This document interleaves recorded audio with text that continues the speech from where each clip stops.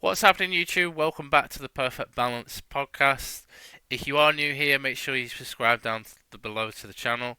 There has been quite a few comments, positive comments in particular, that I've been getting, and the analytics have been going through the roof. So thank you to those that have been regular viewers and listeners. It really helps the channel grow. So thank you for that.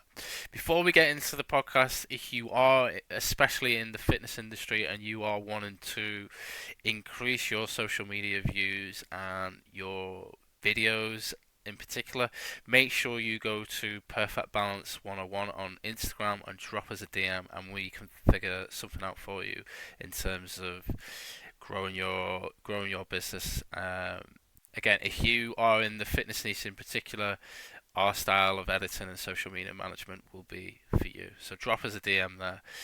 And yeah, let's get into this podcast and discuss good habits and little tips that we can use to keep ourselves disciplined and keep ourselves in a good shape, fitness, and healthy lifestyle. So we're at that point in the year where Christmas is around the corner. So as I'm recording this podcast, it's the 12th of December, and as always, stereotypically, we've got Christmas. People tend to put on a little bit of weight. They indulge in the foods and Christmas dinners and things like that. And then come the 1st of January, the gyms are overwhelmed and full of new beginners and different levels of athletes or fitness enthusiasts. And usually that is because a lot of gyms put on a discount over the January period, so naturally they're gonna increase their profits and attendances and things like that. However, there's always that drop off in the February. Most people that are not used to the gym environments or they don't see things out, they end up dropping the membership after the first month. So you're gonna avoid that, and this is how you're gonna do it. The first thing we need to look at, especially if you've no gym background, you're anxious, it's not really something that you do because you feel intimidated by people watching you. First of all, make sure you do your research into the gyms that you're going to attend. Yeah, so different gyms have different environments, different levels. Some are health clubs, so some of them have swim pools, spas. The equipment tends to be linear towards more machine-based stuff, so that you don't run the risk of getting injured, and the simplicity of the machines will explain the movements of what muscles you're working and things like that. However, you can pay it at a price, but not always get the results that you want because you're training by yourself. You are relying on the limited machines to hit certain movements and certain exercises, etc., etc.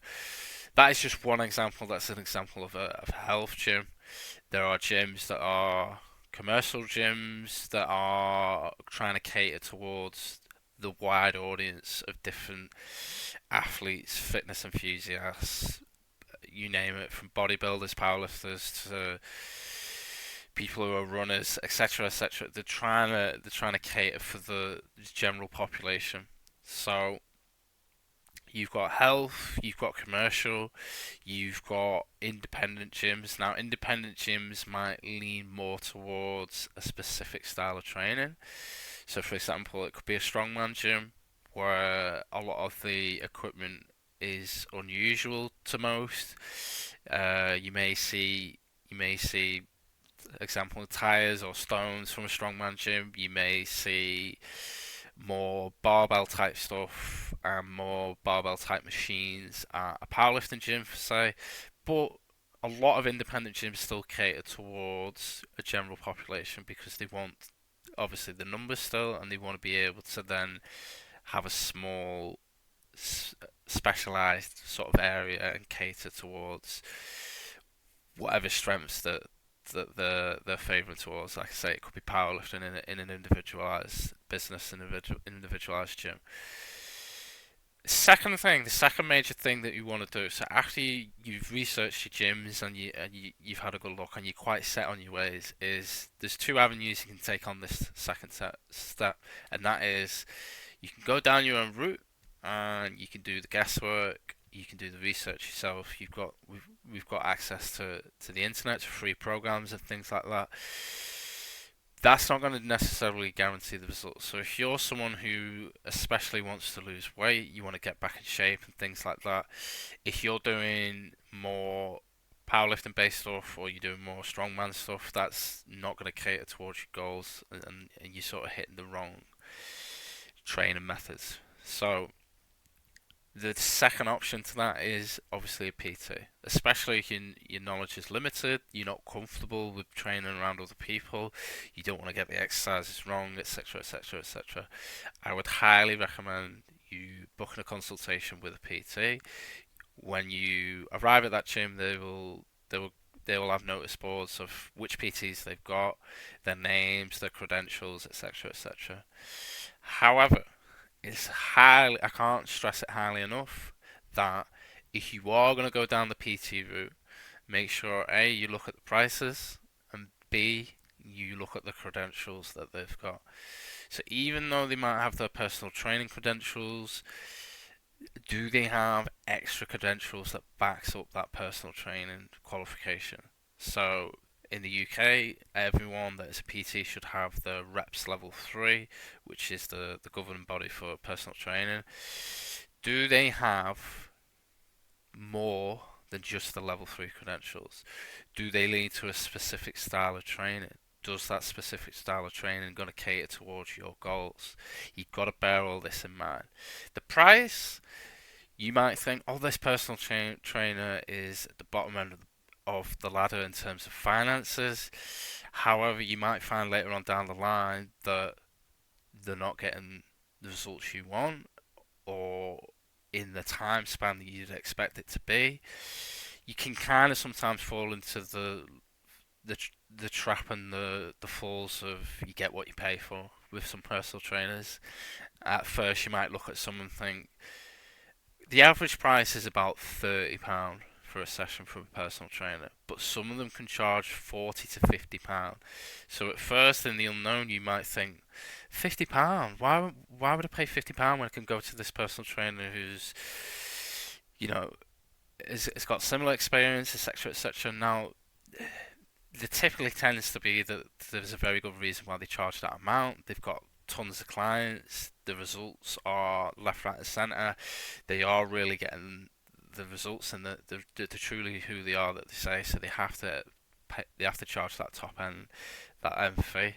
So bear that in mind. That is something that you wanna maybe look into as well. So we're looking at the gyms, we're looking at the PTs, and what else we need to try and bear in mind is that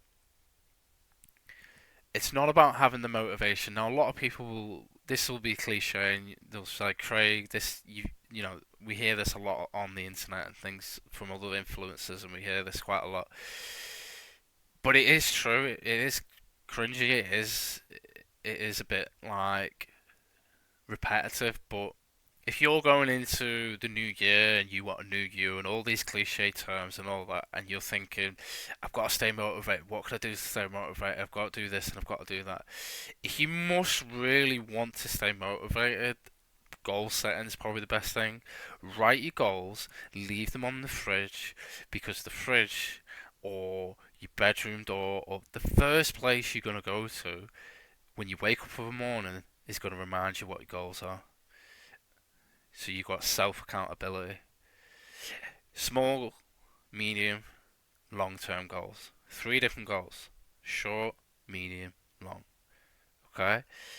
Even if the long one is completely unrealistic, it might take 5 years, it might take 5 months. Who knows? Try and set a massive, massive goal for your long term. Medium, it needs to be realistic, but try and aim towards something that would last to a year.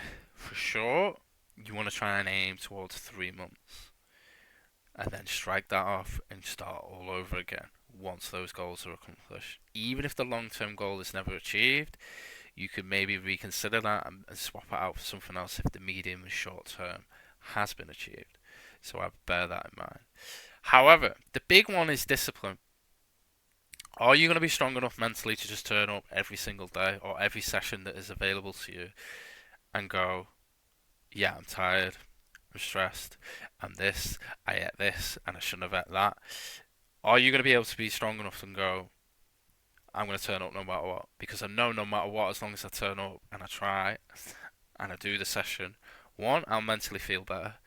Two, physically, in the long run, it's going to compound and your aesthetics, your body, your image, who you are, your confidence is all going to change for the better. So having a PT as well will keep you accountable to your success, whether you want it or not. Now, my own brother is someone who I want to bring on the podcast at some point in the near future, but he has his own fitness journey and transformation journey that he has done with a PT, and he's probably a testimonial to this podcast and how the behavioral changes that he made and the different changes, lifestyle changes that he made to get to the success to where he is today. And I think he's lost over 70 pounds in weight. So he's gone from like 19 stone to about 13 stone, something like that. But until I have him on and we break that down, you'll find out further in the near future. But yeah, those are the main sort of tips and tricks that we're going to put forward for this podcast. I would say that the big ones are make sure you're in the right environment, so picking the right gym, picking the right PT, and making sure that you research the PT and you look at their credentials and prices, and making sure you stay disciplined through goal setting, short, medium, long term goals. Write them down, put them in front of you somewhere in the house, and you reflect on them on a daily basis. And then, last but not least, turn up every single day. Even if you don't think the results coming, it took you however many years, months to get into the shape that you're in now. And then to expect it to be done like that within a shorter time and to get the results in a shorter time than the period it got you to get to where you are now is unrealistic. It's not going to happen. It's got to be the same, if not a little bit longer. But that's just the way it is. It's training is a lifestyle, and we all get to a certain age and we get to a certain point in life where we cut off all exercise and we cut off the the healthy aspect. But it's what's going to keep us going. It's what's going to keep you moving around grandkids when you're older, etc., etc., etc. It's all down to you. It's for the better. It's for good. I'm going to end this podcast here. If you like what you hear, make sure you subscribe. Give this podcast a share. Give this video and podcast a like. And we'll see you in the next one. Bye for now. Peace.